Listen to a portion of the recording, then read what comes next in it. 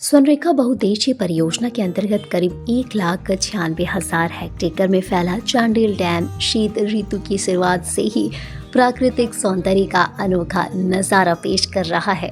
Siberia से हजारों kilometre उड़कर ये विदेशी पंछी इन दिनों चांडिल डैम को जीवंत बना रही है।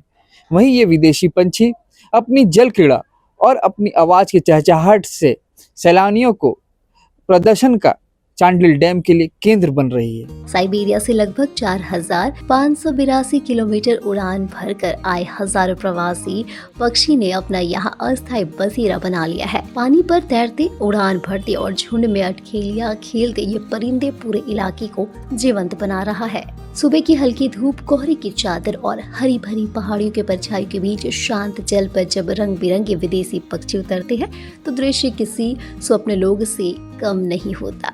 नौका विहार के दौरान बेहद करीब से इन पक्षियों को देखना सैलानियों के लिए यादगार अनुभव बन रहा है। पर्यटन की अपार संभावनाओं के बावजूद बुनियादी सुविधाओं की कमी के कारण चांडिल डैम में विकास में बाधा बन रही है।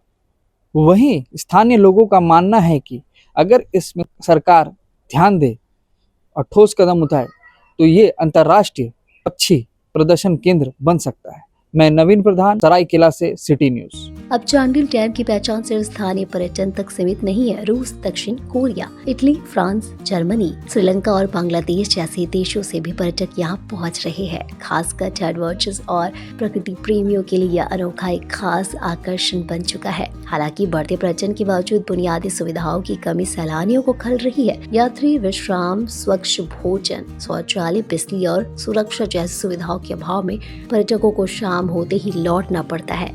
स्थानीय लोगों का मानना है कि यदि सरकार और प्रशासन ठोस कदम उठाए तो चांडिल डैम न सिर्फ प्रवासी पक्षियों का सुरक्षित आश्रय बनेगा बल्कि अंतर्राष्ट्रीय पर्यटन मानचित्र पर भी अपनी मजबूत पहचान बना सकता है।